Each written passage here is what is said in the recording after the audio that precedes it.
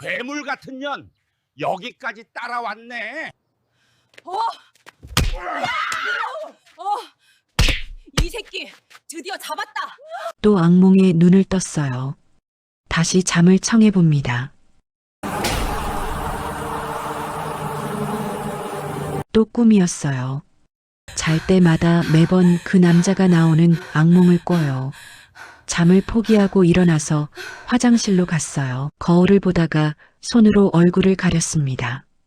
61살. 한 달 전만 해도 동안이시네요 소리 듣던 얼굴이 지금 부어터진 괴물이 되어가고 있었어요. 턱선이 무너지고 있었습니다. 양악수술로 3천만 원 들여 고친 얼굴이 다시 비뚤어지는 것 같았어요.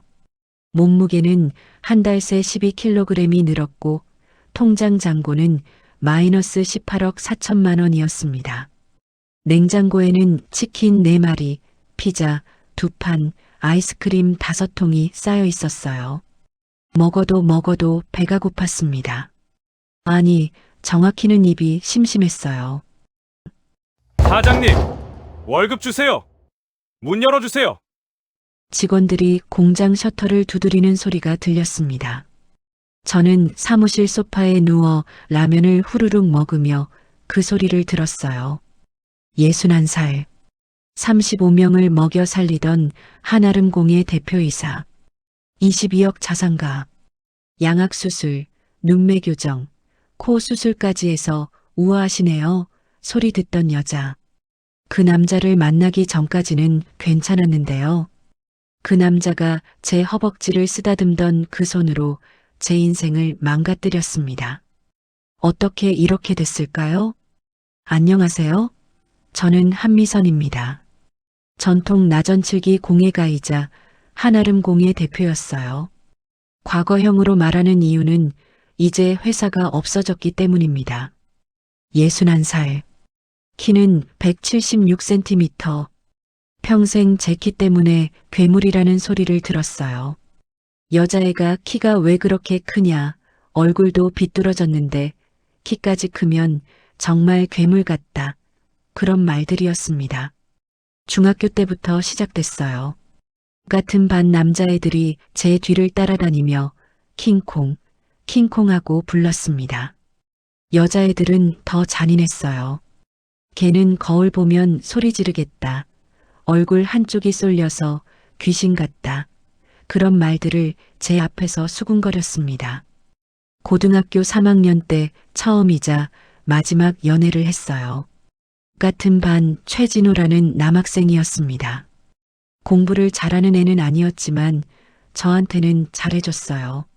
쉬는 시간마다 제 책상으로 와서 말을 걸었고 방과 후에는 같이 걸어서 집까지 데려다 줬습니다. 3개월 정도 사귀었을까요? 어느 날 방과 후에 교실로 돌아가는데 복도에서 진호와 친구들이 이야기하는 소리가 들렸어요. 저는 교실 문 앞에 멈춰 섰습니다. 야, 한미선이랑 사귀는 거 맞아? 친구가 물었어요. 진호는 웃으며 대답했습니다. 내가 그런 괴물이랑 왜 만나냐? 저런 여자애랑 사귀는 남자는 불쌍하다.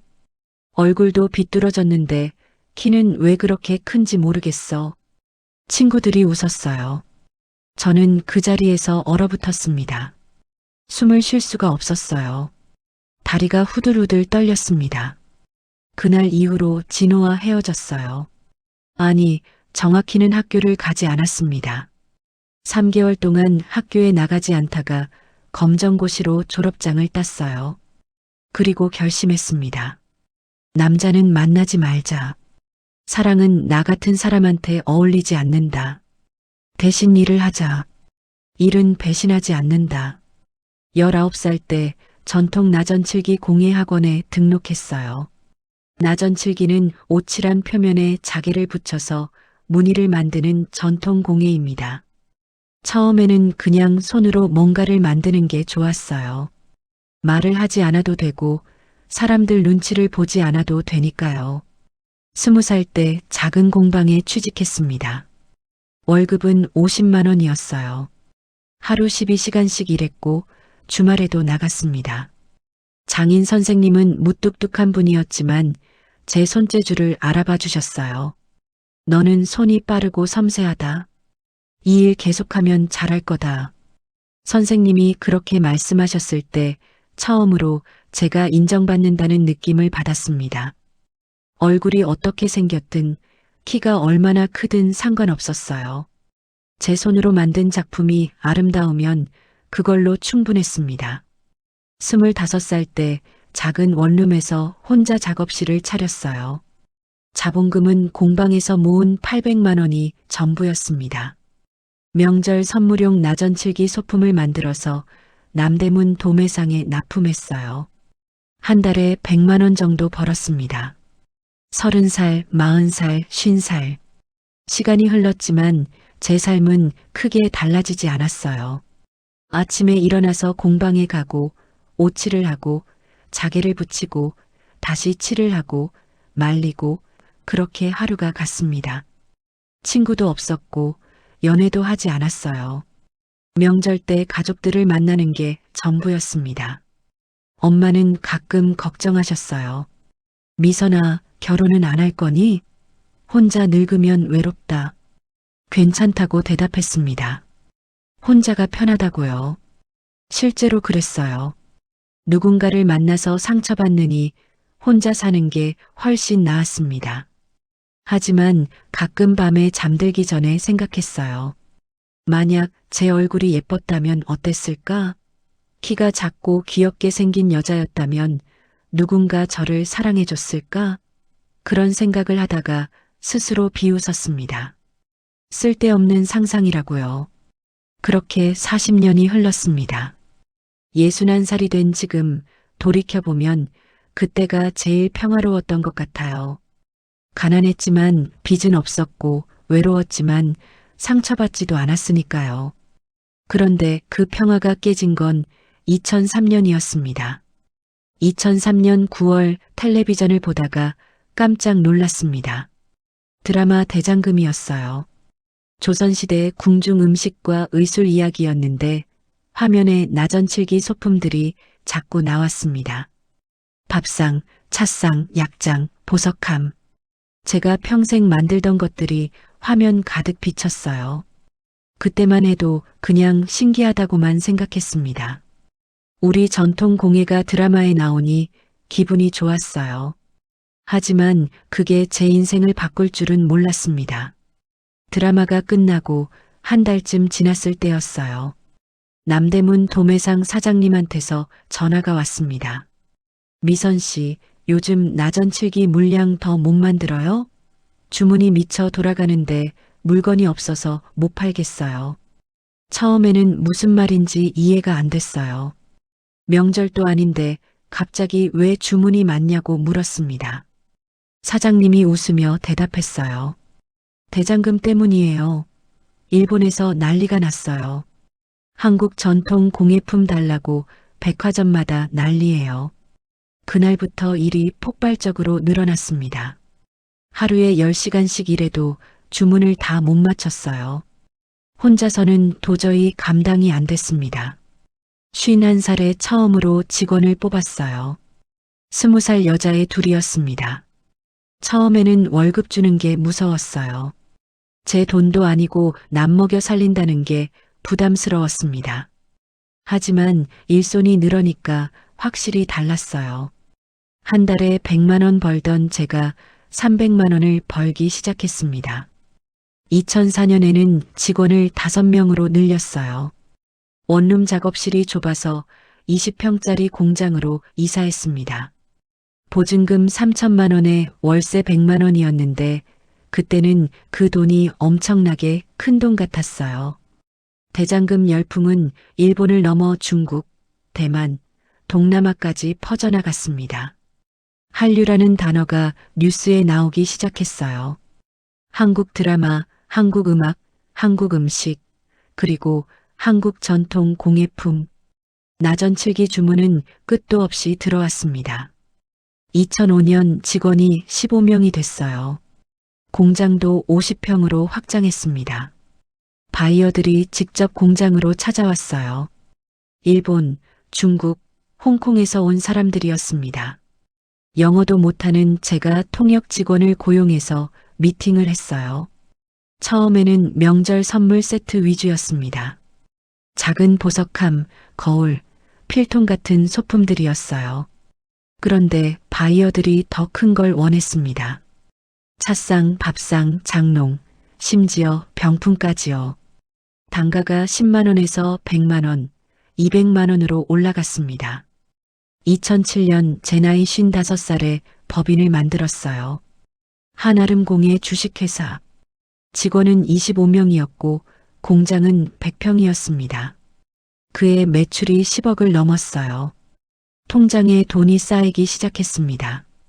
한 달에 200만 원, 300만 원씩 모이던 돈이 1000만 원, 2천만 원씩 쌓였어요. 평생 가난하게 살던 제가 부자가 되고 있었습니다. 56살 때 처음으로 아파트를 샀어요. 강동구 25평짜리였는데 1억 5천만 원이었습니다. 전세로 살던 저한테는 꿈 같은 일이었어요. 내 집이 생겼다는 게 믿기지 않았습니다. 그런데 이상한 일이 생기기 시작했어요. 길을 걷다가 유리창에 비친 제 모습을 보면 깜짝 놀랐습니다. 키 크고 얼굴 비뚤어진 괴물. 평생 봐왔던 그 모습이 아직도 거기 있었어요. 어느 날 백화점에서 옷을 사는데 점원이 말했습니다. 손님, 키가 크시니까 이 옷 잘 어울리실 것 같아요. 칭찬이었어요. 놀림이 아니라 칭찬이었습니다. 하지만 저는 자동으로 움츠러들었어요. 키가 크다는 말만 들으면 몸이 먼저 반응했습니다. 57살 되던 해 결심했어요. 얼굴을 고치기로요. 처음 성형외과 상담을 받으러 갔을 때 의사 선생님이 물었습니다. 어떤 부분이 신경 쓰이세요? 얼굴이 비뚤어졌어요. 한쪽으로 쏠렸습니다. 평생 괴물이라는 소리를 들었어요. 그렇게 대답하자 선생님이 고개를 갸우뚱했어요. 비대칭이 조금 있긴 하지만 심한 편은 아닌데요. 양악 수술하시면 많이 개선되실 거예요. 비대칭이 조금 있다고요? 심한 편이 아니라고요? 평생 괴물이라고 놀림받았는데 조금이라고요? 그 말을 듣는 순간 눈물이 났습니다. 40년 동안 제가 얼마나 괴로워했는지 아무도 모르는 것 같았어요. 수술은 3천만 원이었습니다. 양악수술, 눈매 교정, 코 수술까지 한꺼번에 하면 6개월 정도 걸린다고 했어요. 망설이지 않고 수술 날짜를 잡았습니다. 수술은 고통스러웠어요. 턱을 자르고 뼈를 옮기고 다시 고정하는 과정이었습니다. 한 달 동안 죽밖에 못 먹었어요. 거울을 볼 때마다 붓기로 퉁퉁 부은 얼굴에 놀랐습니다. 하지만 6개월이 지나고 붓기가 빠지자 달라진 얼굴이 보였어요. 비뚤어졌던 턱선이 반듯해졌고 한쪽으로 쏠렸던 얼굴이 균형을 찾았습니다. 처음으로 거울을 보면서 괴물이 아니라고 생각했어요. 58살에는 다이어트를 시작했습니다. 평생 살이 쪘던 적은 없었지만 나이가 드니까 군살이 붙었어요. 헬스장에 등록해서 일주일에 4번 운동했습니다. 6개월 만에 10kg을 뺐어요. 59살 처음으로 백화점에서 명품 옷을 샀습니다. 200만 원짜리 코트였어요. 입어보니까 거울 속에 키 크고 우아한 여자가 서 있었습니다. 그게 저였어요. 평생 괴물이라고 불렸던 한미선이었습니다. 사람들의 반응이 달라졌어요. 길을 걷다가 사람들이 쳐다봤는데 놀리는 눈빛이 아니었습니다. 그냥 보는 거였어요. 키 큰 여자가 지나간다. 그 정도였습니다. 강의 요청도 들어오기 시작했어요. 대학교 평생교육원, 문화센터, 공예학원에서 나전칠기 강의를 해달라고 연락이 왔습니다. 처음에는 떨렸어요. 사람들 앞에 서는 게 무서웠습니다. 하지만 해보니까 괜찮았어요. 전통 나전칠기 공예의 역사부터 설명했습니다. 고려시대부터 이어져 내려온 기술, 오칠하는 방법, 자개 자르는 법, 붙이는 순서까지요. 수강생들이 진지하게 들었어요. 질문도 많이 했습니다. 강의가 끝나고 한 수강생이 다가왔어요. 선생님, 키도 크시고 목소리도 좋으시네요. 강의 정말 잘 들었어요. 그 말을 듣는 순간 눈물이 날 뻔했습니다. 키가 크다는 게 칭찬이 될 수 있다는 걸 처음 알았어요. 60살이 됐을 때 회사는 안정기에 접어들었습니다. 직원은 35명, 연 매출은 50억이었어요. 해외 바이어들과의 계약도 안정적이었고 큰 문제 없이 돌아갔습니다. 저는 슬슬 일선에서 물러나기 시작했어요. 실무는 이사님이 맡고 저는 일주일에 이틀 정도만 출근했습니다. 대신 강의를 늘렸어요. 한 달에 8번 정도 나전칠기 강의를 했습니다. 편했어요. 돈 걱정 없고 일 걱정 없고 건강도 괜찮았습니다. 61살. 평생 일만 하던 제가 드디어 여유를 찾았어요. 그런데 한 가지 생각이 들었습니다. 이제 돈도 모였고 얼굴도 고쳤고 나이도 60인데 이대로 혼자 늙어도 되나? 40년 동안 연애 한 번 못 해본 인생인데 한 번쯤 사랑받아봐도 되지 않을까? 물론 현실적으로 생각했어요. 61살 여자를 누가 좋아하겠어요. 하지만 가끔 드라마를 보다가 생각했습니다. 나도 저렇게 누군가한테 안겨보고 싶다고요. 61살 봄 결심했어요. 노후 준비를 제대로 하기로요. 회사는 천천히 정리할 계획이었습니다. 직원들한테 회사를 넘기거나 아니면 매각하거나요. 대신 안정적인 수익이 나오는 부동산을 사기로 했어요. 빌딩 하나 사서 월세 받으면 편하게 살 수 있을 것 같았습니다. 목표는 30억 안팎 빌딩이었어요. 통장에 22억이 있었으니까 대출 10억 정도 받으면 충분했습니다. 월세로 1,000만 원 정도 나오면 강의하면서 편하게 살 수 있을 것 같았어요. 그렇게 부동산을 알아보기 시작했습니다. 강남 쪽 수익형 부동산을 검색했어요. 그리고 어느 날 오후 강남역 근처 부동산 중개사무소에 들어갔습니다. 문을 열고 들어가는데 책상에 앉아있던 남자가 일어나서 인사했어요. 어서 오세요. 무엇을 도와드릴까요? 목소리가 차분했습니다. 키는 170cm 정도, 나이는 50 초반쯤 돼 보였어요. 정장을 단정하게 입고 있었고 머리는 깔끔하게 빗어 넘겼습니다. 그게 정우진과의 첫 만남이었어요. 수익형 부동산을 찾고 있다고 말했습니다. 정우진은 명함을 건네며 자리를 권했어요. 명함에는 이렇게 적혀 있었습니다. 우진 컨설팅 대표이사 정우진. 부동산이 아니라 컨설팅이었어요. 저는 조금 의아했지만 괜찮다고 생각했습니다. 요즘은 부동산도 전문적으로 컨설팅해주는 회사들이 있다고 들었거든요. 예산은 어느 정도 생각하고 계세요? 30억 정도요. 대출 10억 받아서 40억까지는 가능할 것 같아요. 우진은 고개를 끄덕이며 태블릿을 꺼냈습니다. 손가락으로 화면을 넘기며 몇 개 매물을 보여줬어요. 강남역 근처 오피스텔, 서초동 작은 상가 건물, 역삼동 도시명 생활주택이었습니다. 이 정도 가격대면 월 수익이 200에서 300 정도 나올 거예요. 관리는 좀 필요하지만 안정적인 편입니다. 설명이 차분하고 구체적이었어요. 수익률, 공실률, 관리비, 세금까지 하나하나 짚어줬습니다.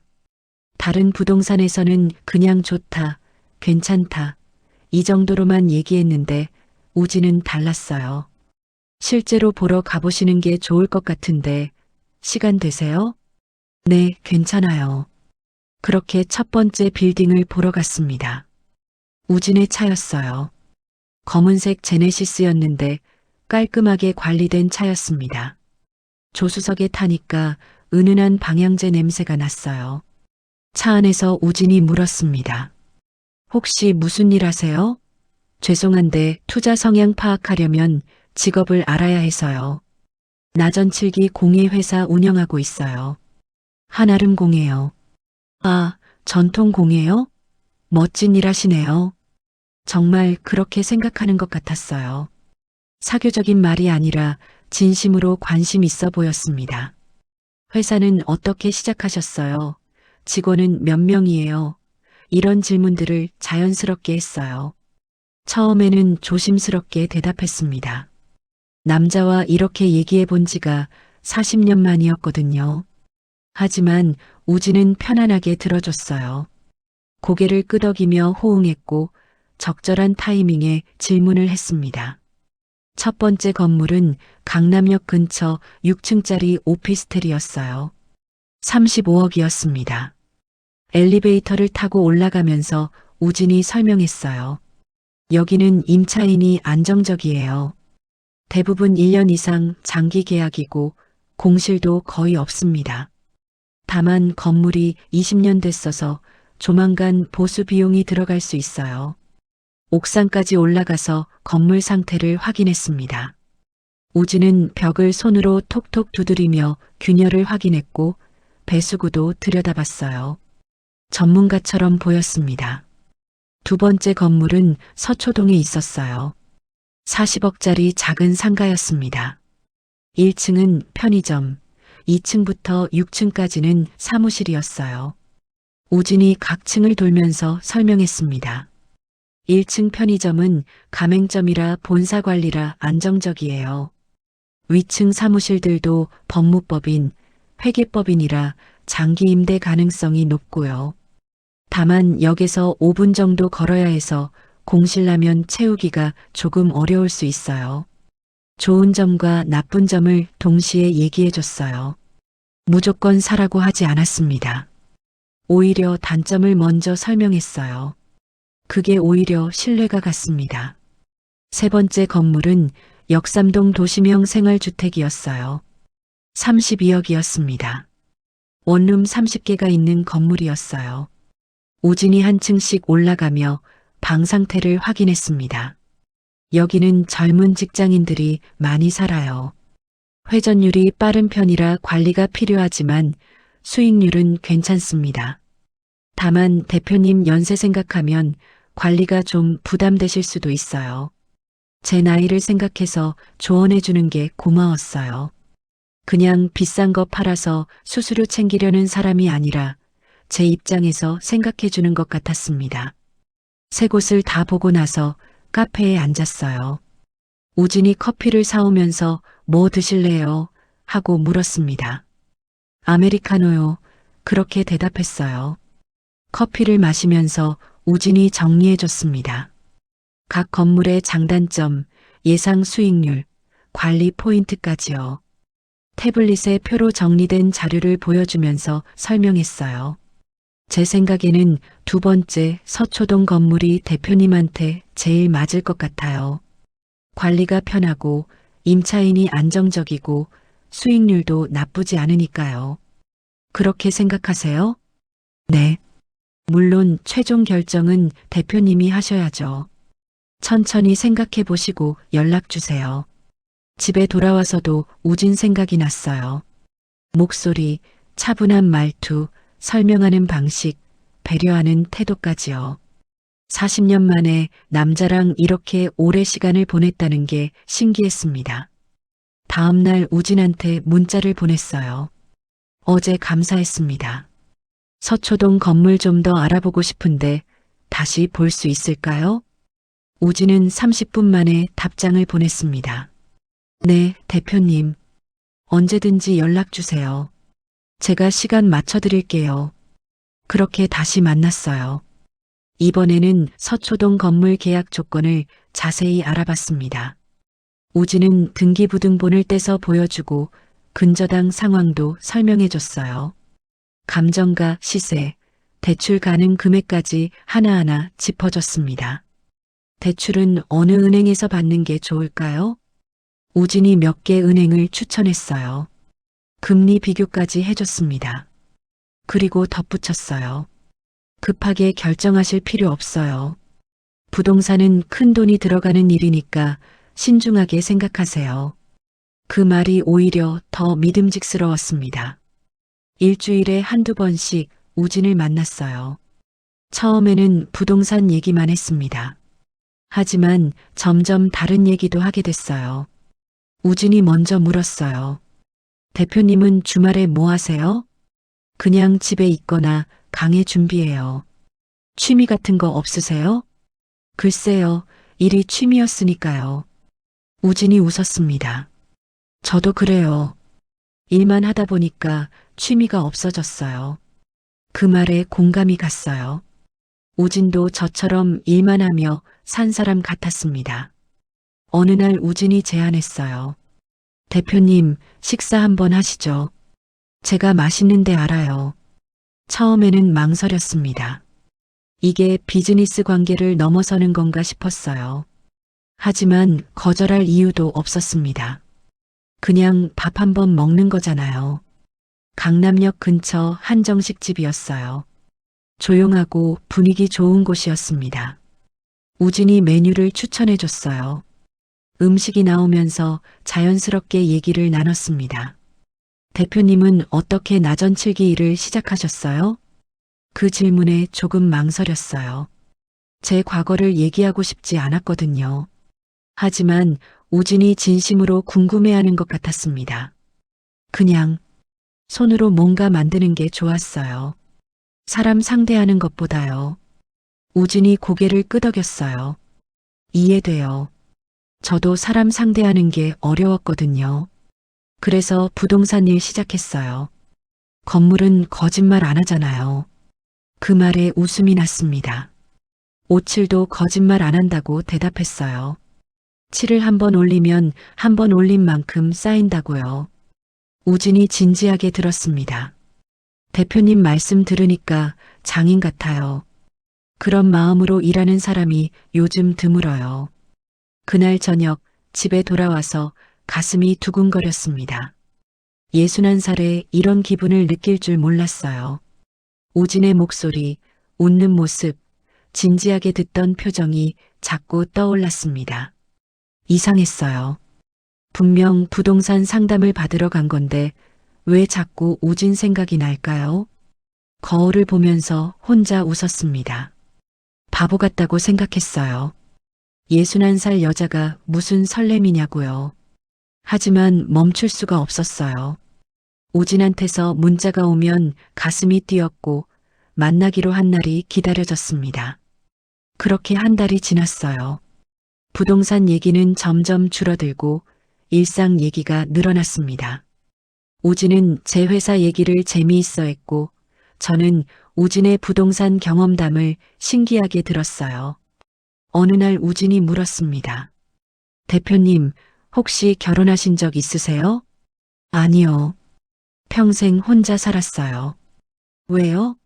이렇게 멋진 분이 왜 혼자셨어요? 그 질문에 대답할 수 없었습니다. 제가 얼마나 못생겼었는지, 얼마나 놀림받았는지 얘기할 수 없었어요. 그냥 웃으며 대답했습니다. 인연이 없었나 봐요. 우진이 제 눈을 바라봤어요. 이제라도 인연이 생길 수 있지 않을까요? 그 말에 심장이 멎는 줄 알았습니다. 이제라도 인연이 생길 수 있지 않을까요? 그 말을 듣는 순간 숨이 막혔습니다.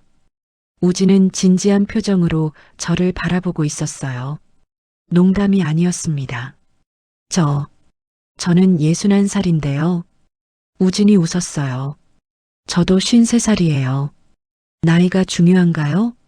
중요하지 않냐고요? 평생 나이 때문에, 외모 때문에 살았는데요. 하지만 입 밖으로 그 말이 나오지 않았습니다. 그냥 우물쭈물 하다가 커피만 마셨어요. 우진은 더 이상 그 얘기를 하지 않았습니다. 자연스럽게 다른 주제로 넘어갔어요. 하지만 그날 이후로 뭔가 달라졌습니다. 공기가 달랐어요. 다음 만남은 3일 후였습니다. 우진이 먼저 연락했어요. 대표님, 새로운 매물이 나왔는데 보러 가실래요? 네, 좋아요. 하지만 매물을 보러 가면서도 부동산 얘기는 별로 하지 않았어요. 차 안에서 우진이 물었습니다. 요즘 잠은 잘 주무세요? 네, 괜찮아요. 근데 왜요? 그냥 궁금해서요.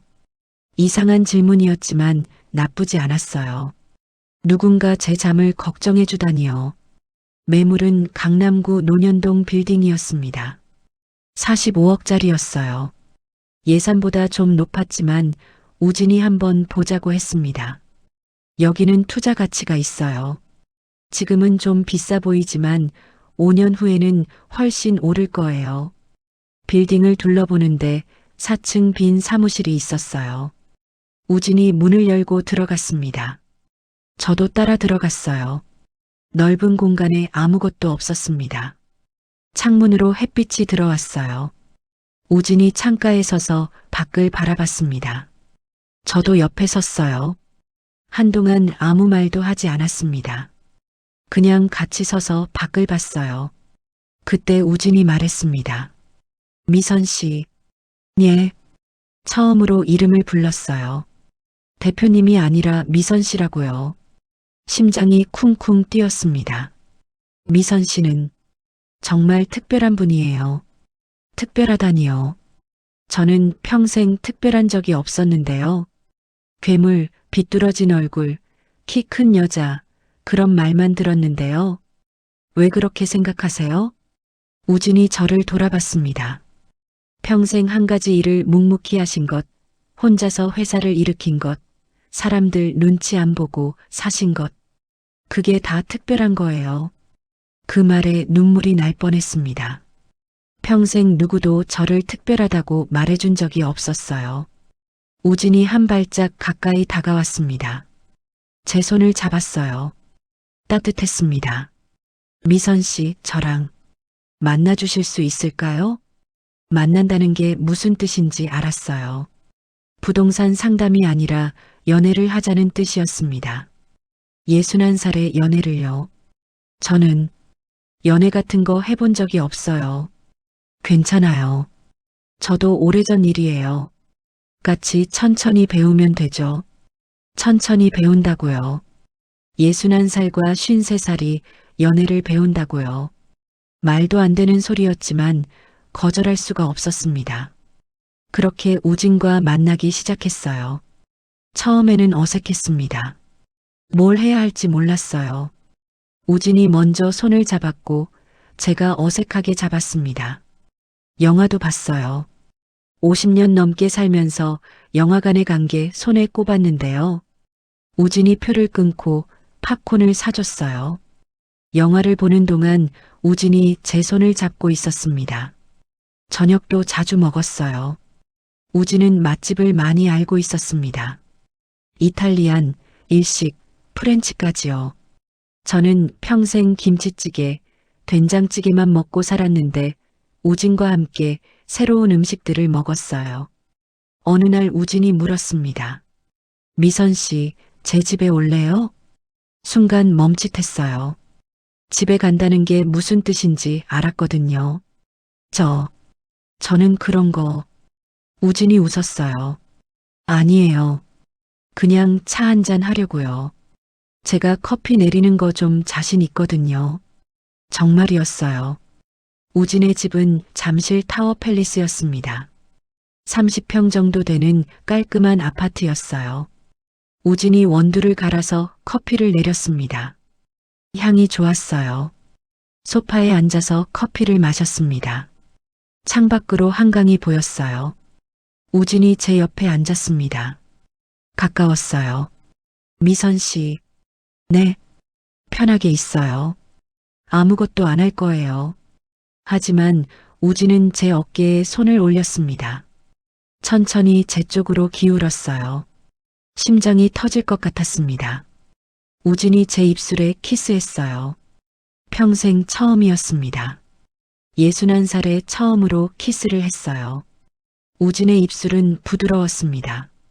제 입술을 천천히 어루만졌어요. 얼마나 키스했을까요? 우진이 떨어지면서 물었습니다. 괜찮아요? 대답 대신 고개를 끄덕였어요. 괜찮다는 게 아니라 좋다는 뜻이었습니다. 그날 밤 우진과 잤어요. 처음에는 무서웠습니다. 제 몸을 보여주는 게 창피했어요. 61살 몸이었으니까요. 하지만 우진은 신경 쓰지 않는 것 같았습니다. 예뻐요. 거짓말이었겠죠. 61살 여자 몸이 어떻게 예쁘겠어요. 하지만 그 거짓말이 고마웠습니다. 우진이 제 옷을 벗겼어요. 천천히 조심스럽게요. 제 몸을 만졌습니다. 처음 느껴보는 감각이었어요. 전기가 흐르는 것 같았습니다. 침대에 누웠을 때 우진이 물었어요. 아파요? 괜찮아요? 괜찮다고 대답했습니다. 사실 아팠어요. 61살에 처음 하는 거니까요. 하지만 아프다고 말하면 우진이 멈출 것 같았어요. 멈추고 싶지 않았습니다. 우진이 제 안으로 들어왔어요. 숨이 막혔습니다.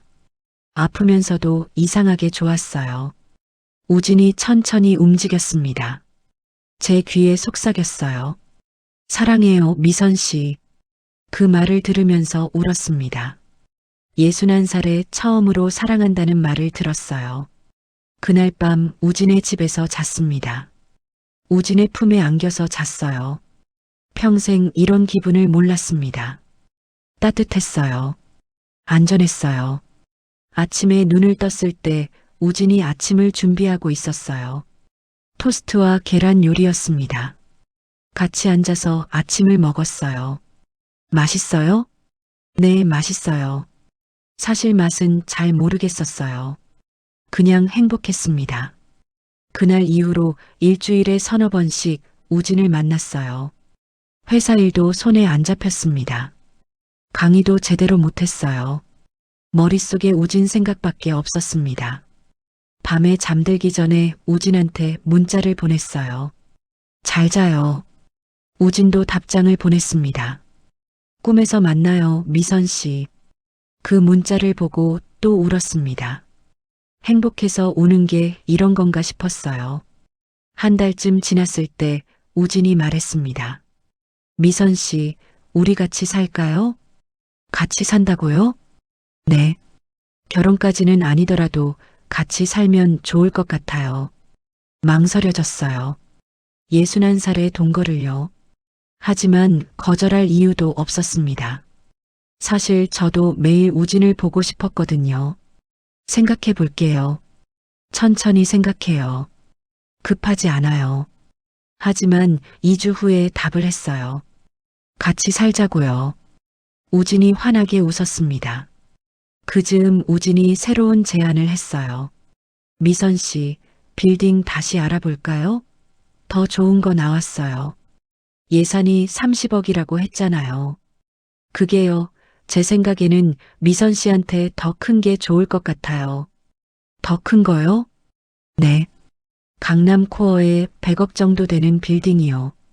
수익률도 좋고 관리도 편해요. 100억이요? 그건 너무 큰 거 아니에요? 우진이 제 손을 잡았어요. 대출 받으면 돼요. 미선 씨 회사 매출이나 자산으로 충분히 가능해요. 저도 보증 서줄 수 있고요. 그때는 몰랐습니다. 이게 함정인 줄을요. 그냥 우진을 믿었어요. 우진이 저를 사랑한다고 믿었고, 저를 위해서 최선의 선택을 해준다고 믿었습니다. 좋아요. 우진 씨가 좋다면 한번 알아봐요. 우진이 환하게 웃었어요. 그리고 제게 키스했습니다. 그날 밤 우진과 또 잤어요.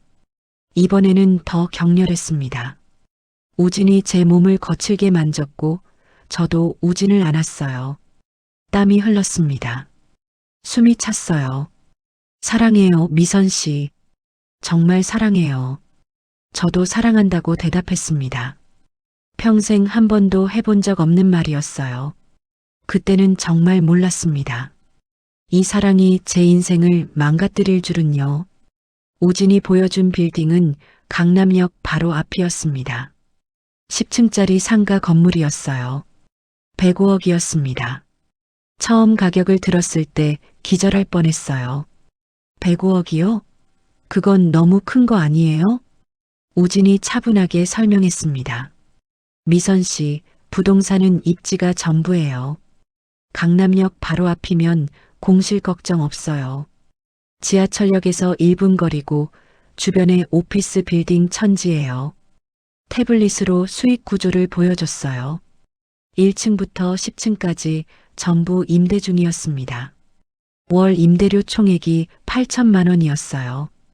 1년이면 9억 6천만 원이었습니다. 대출 이자가 얼마나 나올까요? 80억 대출 받으면 금리 5% 기준으로 연 4억 정도요. 그러면 1년에 순수익이 5억 6천 정도 남아요. 계산이 맞았어요. 하지만 여전히 불안했습니다. 그래도 80억 빚이잖아요. 미선 씨 회사 매출이 50억이고 자산이 22억이잖아요. 은행에서 충분히 대출해줘요. 제가 보증도 서드릴게요. 우진이 보증을 선다고요? 그 말이 저를 안심시켰습니다. 우진이 저를 속일 리 없잖아요. 우진은 저를 사랑한다고 했고 같이 살자고 했는데요. 한번 보러 가봐요. 마음에 안 들면 안 사면 되니까요. 빌딩은 정말 좋았어요. 깔끔하고 위치도 완벽했습니다. 각 층을 둘러보는데 다 차 있었어요. 법무법인, 회계법인, 디자인 회사, 학원까지요. 우진 말대로 공실이 하나도 없었습니다. 10층 옥상에 올라가서 주변을 봤어요. 강남역이 바로 보였고 사람들이 바글바글했습니다. 우진이 제 옆에 서서 말했어요. 여기 사시면 평생 편하게 사실 수 있어요. 월세만 받으면 되니까요. 회사는 어떻게 해요? 천천히 정리하시면 돼요. 직원들한테 넘기시든지 아니면 파시든지요. 미선 씨 나이 생각하면 이제 쉬셔야죠. 맞는 말이었어요. 61살. 언제까지 일만 할 수는 없었습니다. 빌딩 하나 사서 월세 받으며 편하게 사는 게 꿈 아니었나요? 집에 돌아와서 이틀 동안 생각했습니다. 밤에 잠도 안 왔어요. 105억. 평생 본 적 없는 큰 돈이었습니다. 대출 80억? 빚을 진다는 게 무서웠어요. 하지만 우진을 믿었습니다. 우진이 저를 속일 리 없다고 생각했어요. 이틀 후에 우진한테 전화했습니다. 우진 씨, 그 빌딩 사고 싶어요. 우진이 기뻐하는 목소리가 들렸어요. 정말요? 잘 결정하셨어요, 미선 씨. 후회 안 하실 거예요. 그날부터 계약 절차가 시작됐습니다. 우진이 모든 걸 알아서 처리해줬어요. 은행 대출 서류, 등기 서류, 계약서까지요. 제가 할 건 서명하는 것뿐이었습니다. 은행에서 대출 심사가 나왔어요. 80억 승인이 났습니다. 우진 말대로 제 회사 실적과 자산으로 충분했어요. 계약금은 10억이었습니다. 제 통장에서 10억을 빼서 우진이 알려준 계좌로 보냈어요. 중도금도 10억이었습니다. 며칠 후에 또 10억을 보냈어요. 20억이 순식간에 사라졌습니다. 통장 잔고가 2억으로 줄었어요. 평생 모은 돈이 한순간에 사라졌습니다. 하지만 괜찮다고 생각했어요. 빌딩을 사는 거니까요. 잔금일은 한 달 후였습니다. 80억 대출금이 나오면 잔금을 치르고 빌딩이 제 명의로 넘어오는 날이었어요. 우진이 말했습니다. 미선 씨, 잔금일까지 한 달 남았으니까 그때까지 준비하시면 돼요. 네, 알겠어요. 그날 밤 우진의 집에 갔어요. 우진이 와인을 준비했습니다. 축하한다면서요. 미선 씨 인생이 이제 완전히 달라질 거예요. 100억짜리 빌딩 주인이잖아요. 와인을 마시면서 우진과 얘기했어요.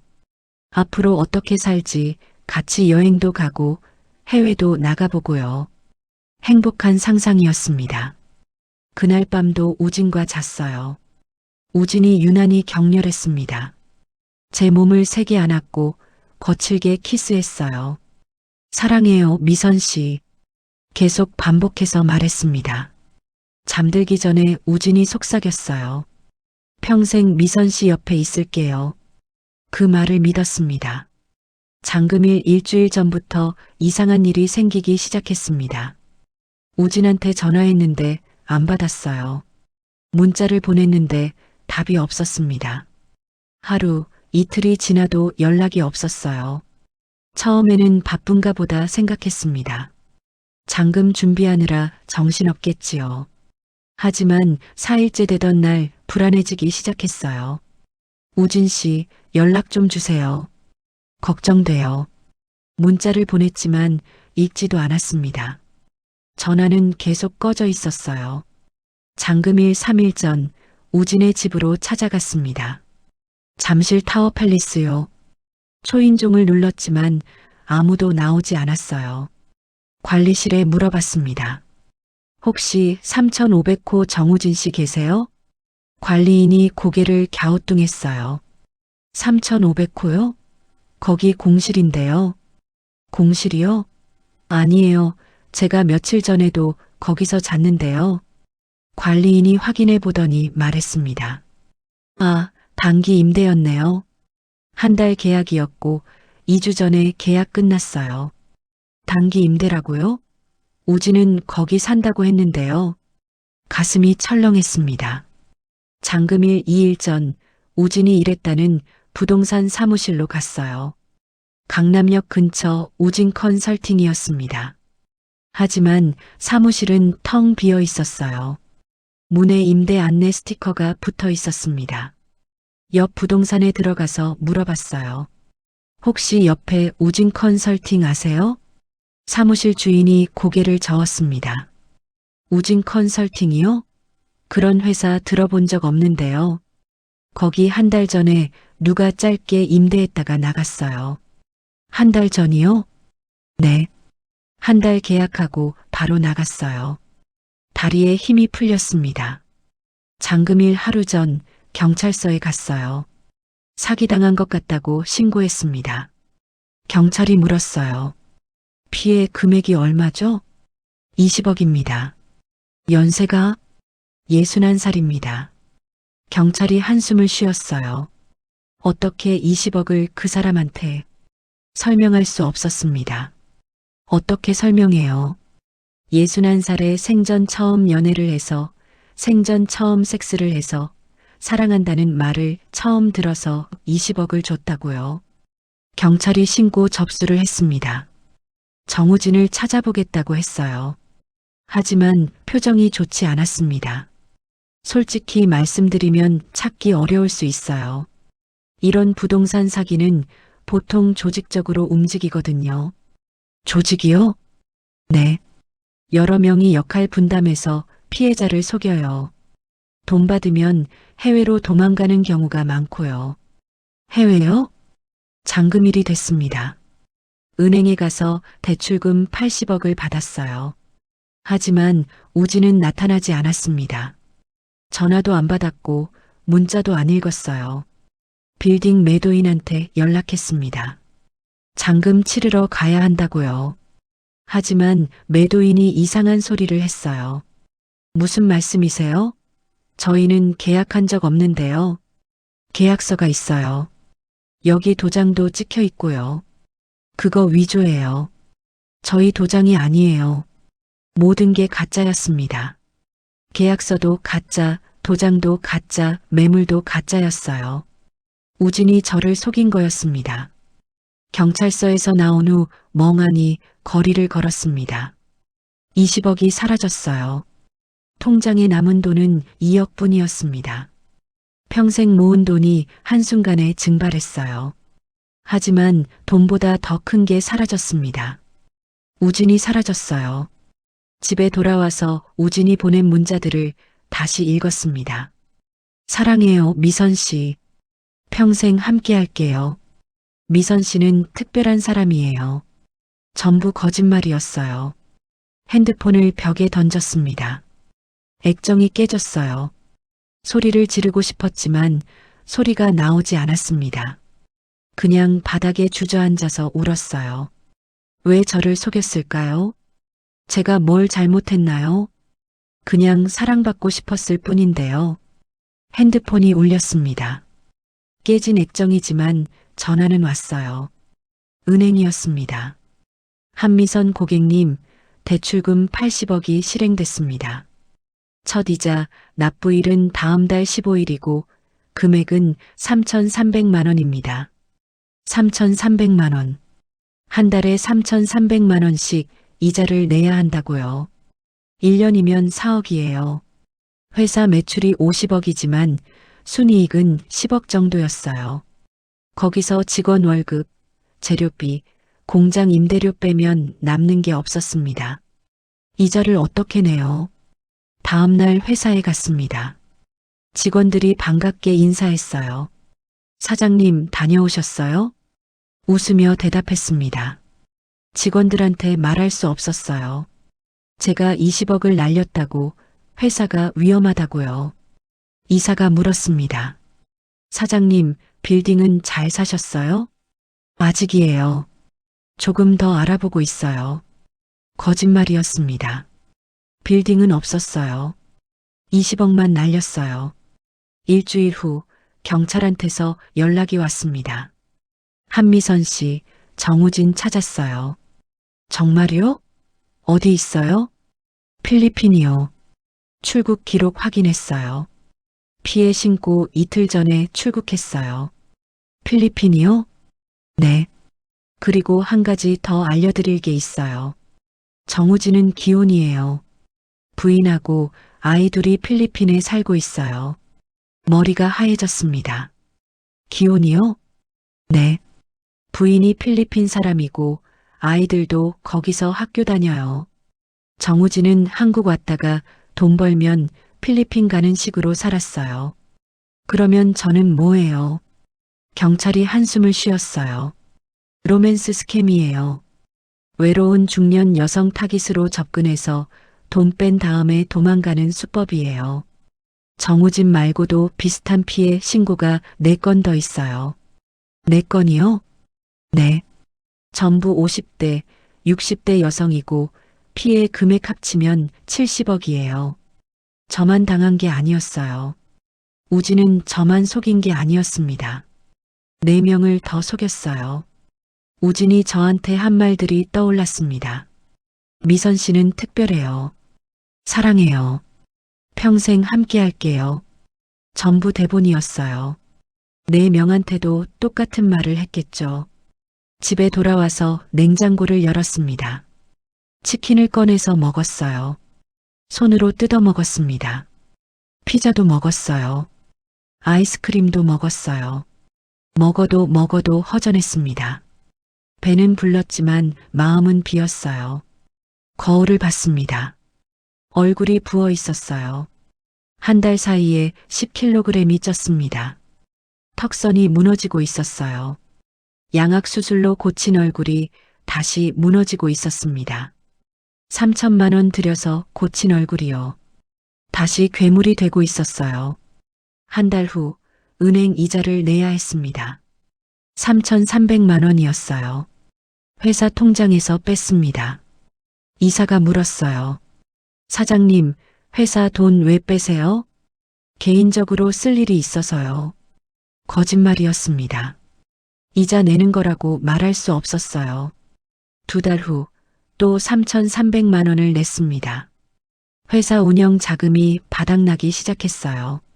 3달 후 직원 월급을 못 줬습니다. 직원들이 모여서 수군거렸어요. 저를 쳐다보는 눈빛이 달랐습니다. 사장님이 이상하다고, 회사가 망하는 거 아니냐고요. 이사가 찾아왔습니다. 사장님, 무슨 일 있으세요? 솔직히 말씀해 주세요. 아무 일 없어요. 일시적으로 자금이 좀 막혔을 뿐이에요. 빌딩 산 거랑 관련 있어요? 대답할 수 없었습니다. 이사가 한숨을 쉬었어요. 사장님, 저도 20년 넘게 여기서 일했어요. 회사 상황 다 알아요. 큰일 났으면 말씀해 주세요. 4달 후 거래처에서 연락이 왔습니다. 원자재 값을 못 받았다고요. 대금 지급하지 않으면 더 이상 납품 못 한다고 했어요. 5달 후 직원 10명이 그만뒀습니다. 월급을 석 달째 못 받았거든요. 남은 직원은 25명이었어요. 그들도 언제 나갈지 모르는 상황이었습니다. 6달 후 회사 문을 닫기로 했습니다. 직원들을 모아놓고 말했어요. 죄송합니다. 회사를 더 이상 운영할 수 없을 것 같아요. 직원들이 울었습니다. 어떤 직원은 15년을 일했고 어떤 직원은 20년을 일했어요. 갑자기 일자리를 잃게 된 거였습니다. 밀린 월급은 어떻게 되는 거예요? 최대한 빨리 드리겠습니다. 거짓말이었어요. 줄 돈이 없었거든요. 회사 문을 닫은 날 공장에 혼자 앉아 있었습니다. 35명이 일하던 공장이 텅 비었어요. 기계들도 멈춰 있고 작업대도 깨끗하게 정리됐습니다. 나전칠기 재료들만 쌓여 있었어요. 20년 넘게 일궈온 회사가 6개월 만에 무너졌습니다. 저는 바닥에 앉아서 오칠통을 만졌어요. 차갑고 매끈했습니다. 평생 이것만 만지고 살았는데요. 핸드폰이 울렸습니다. 은행이었어요. 한미선 고객님, 이번 달 이자 납부가 안 됐습니다. 연체 일주일째인데 언제 입금 가능하신가요? 최대한 빨리 하겠습니다. 전화를 끊고 통장을 확인했어요. 잔고 5천만 원이었습니다.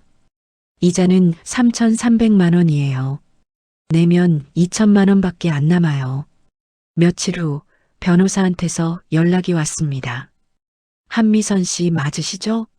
저는 김철수, 박영희, 이순자님의 대리인입니다. 밀린 월급 청구 소송 제기하겠습니다. 직원들이 저를 고소했어요. 당연한 일이었습니다. 석 달치 월급을 못 받았으니까요. 합의 의향 있으세요? 돈이 없어요. 그럼 법원 판결 받으시고 강제 집행 들어갈 겁니다. 강제 집행이요? 네. 고객님 재산 압류하고 경매 넘어갑니다. 아파트요. 10년 전에 1억 5천만 원 주고 산 강동구 아파트요. 제 유일한 집이었습니다. 일주일 후 법원에서 통지서가 왔어요. 부동산 가압류 결정문이었습니다. 제 아파트가 압류됐어요. 한 달 후 경매 통지서가 왔습니다. 2달 후에 경매 넘어간다고요. 집에서 쫓겨나는 거였습니다. 어느 날 새벽 가슴이 답답해서 잠에서 깼어요. 숨을 쉴 수가 없었습니다. 심장이 빠르게 뛰었어요. 구급차를 불렀습니다. 응급실에 실려갔어요. 의사가 혈압을 쟀습니다. 혈압이 180이에요. 위험한 수준입니다. 요즘 스트레스 많으세요? 대답할 수 없었습니다. 스트레스가 아니라 제 인생이 무너지고 있는 거였어요. 입원했습니다. 3일 동안 병원에 있었어요. 혈압약을 먹고 링거를 맞았습니다. 병실에 혼자 누워서 천장을 봤어요. 형광등이 깜빡거렸습니다. 어떻게 이렇게 됐을까요? 6개월 전만 해도 괜찮았는데요. 회사도 잘 돌아가고 돈도 있고 건강했어요. 우진을 만난 게 잘못이었을까요? 아니면 제가 사랑을 꿈꾼 게 잘못이었을까요? 평생 혼자 살았어야 했어요. 일만 했어야 했어요. 사랑 같은 건 꿈꾸지 말았어야 했습니다. 고등학교 때 복도에서 들었던 말이 떠올랐어요. 내가 그런 괴물이랑 왜 만나냐? 진호가 했던 말이었습니다. 40년 전 얘기예요. 하지만 그 말이 맞았던 것 같았어요. 저는 괴물이었고 사랑받을 자격이 없었어요.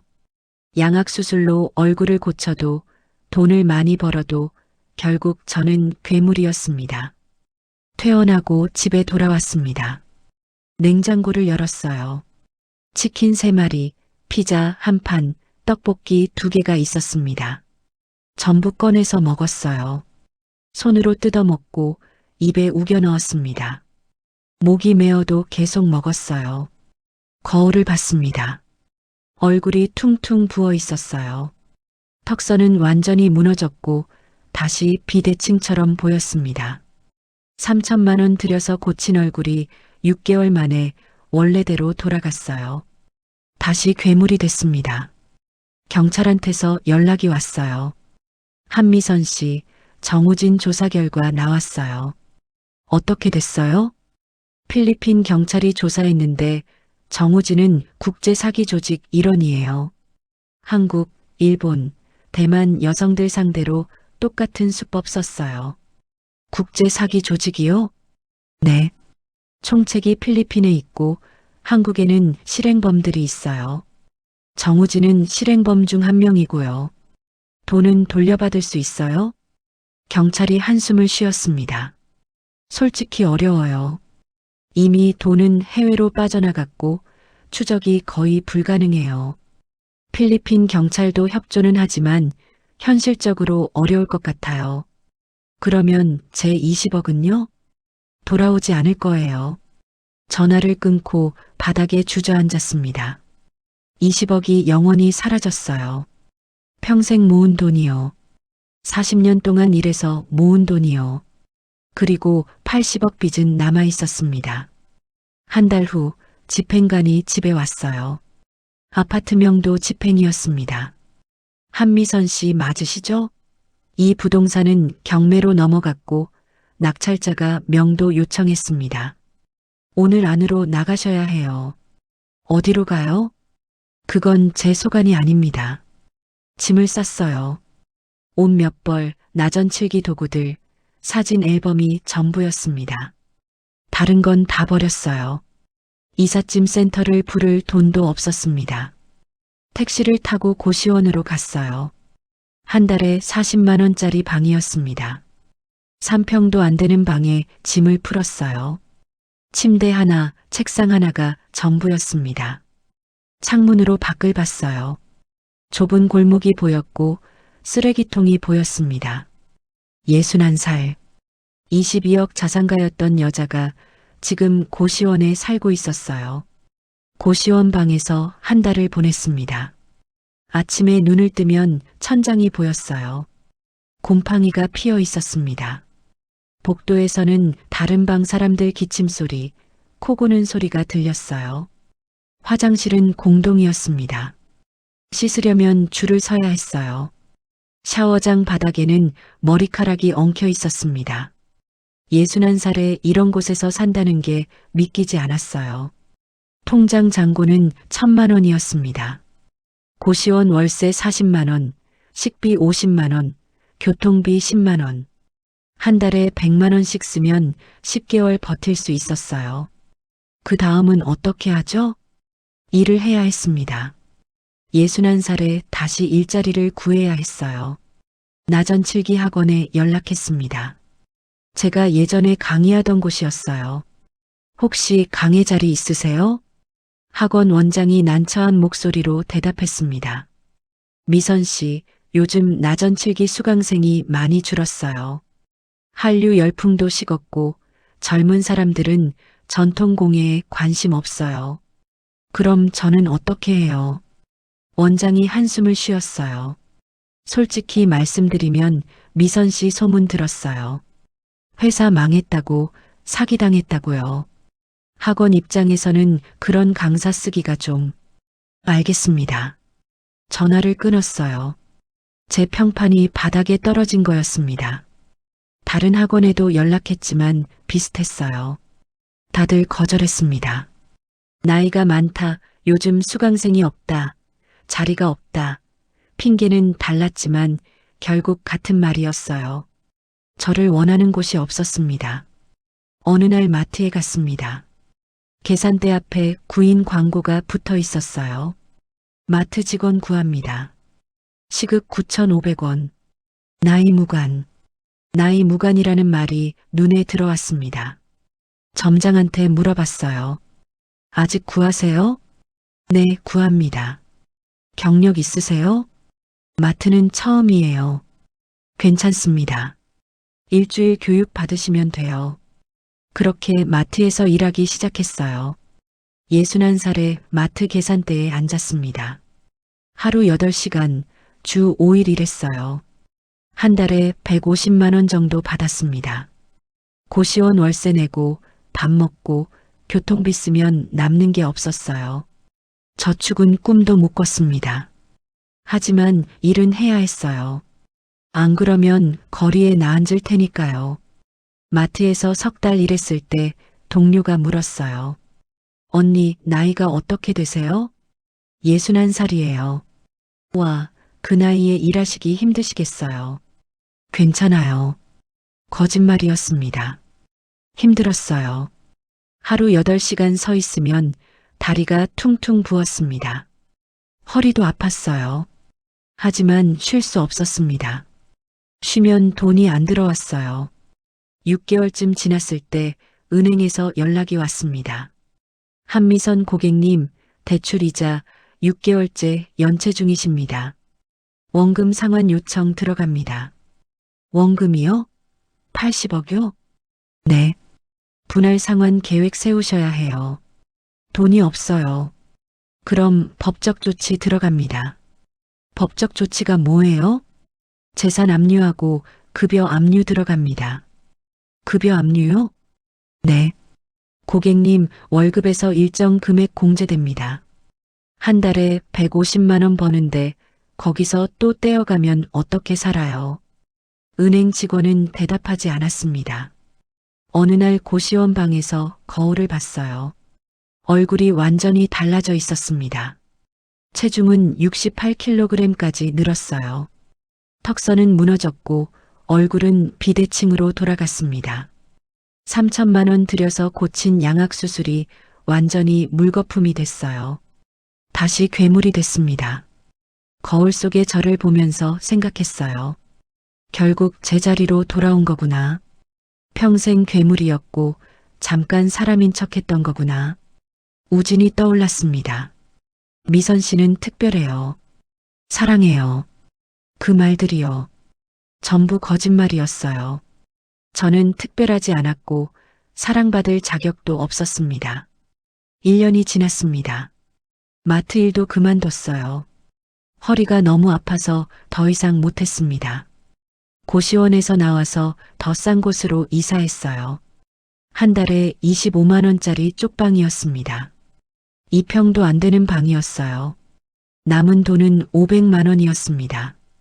이것도 얼마 안 가서 바닥날 거예요. 어느 날 쪽방에 앉아서 나전칠기 도구를 꺼냈습니다. 붓, 오칠통, 자개 조각들이었어요. 40년 동안 제 유일한 친구였던 도구들이었습니다. 손으로 붓을 쥐었어요. 손에 익었습니다. 평생 이것만 만졌으니까요. 작은 나무 상자를 하나 샀어요. 1,000원짜리였습니다. 오칠을 칠했어요. 한 번, 두 번, 세 번. 말리고 또 칠하고 말리고요. 자개를 오려서 붙였습니다. 작은 꽃무늬였어요. 다시 칠을 했습니다. 일주일 만에 완성됐어요. 작은 보석함이었습니다. 아름다웠어요. 온라인 중고 사이트에 올렸습니다.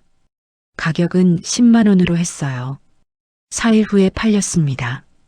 그렇게 다시 시작했어요. 쪽방에 앉아서 나전칠기를 만들었습니다. 보석함, 필통, 거울, 작은 소품들이었어요. 한 달에 5개 정도 만들었고 80만 원 정도 벌었습니다. 쪽방 월세 내고 밥 먹으면 남는 게 없었지만 괜찮았어요. 일을 하니까 살아있는 것 같았습니다. 2년이 지났습니다. 63살이 됐어요. 여전히 쪽방에 살고 여전히 나전칠기를 만들고 있었습니다. 80억 빚은 여전히 남아 있었어요. 매달 은행에서 독촉 전화가 왔지만 받지 않았습니다. 어차피 갚을 수 없는 돈이었어요. 어느 날 쪽방 창문으로 햇빛이 들어왔습니다. 작업대 위에 비쳤어요. 저는 붓을 들고 오칠을 했습니다. 한 번 칠하고 말리고 또 칠하고요. 칠을 한 번 올리면 또 올려야 해요. 그렇게 쌓이는 거예요. 장인 선생님이 40년 전에 하신 말씀이었습니다. 한 번에 완성되는 게 아니에요. 조금씩 쌓이는 거라고요. 제 인생도 그런 것 같았어요.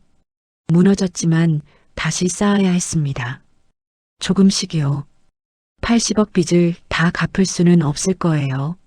죽기 전까지도 못 갚을 겁니다. 하지만 괜찮았어요. 그냥 오늘 하루 칠 한 번 더 올리면 되는 거였으니까요. 작업대 앞에 앉아서 붓을 들었습니다. 햇빛이 손등을 비쳤어요. 주름진 손이었지만 여전히 힘이 있었습니다. 40년 동안 이 일만 했으니까요. 저는 다시 칠을 시작했습니다. 한 번, 두 번, 세 번. 그렇게 쌓이는 거예요.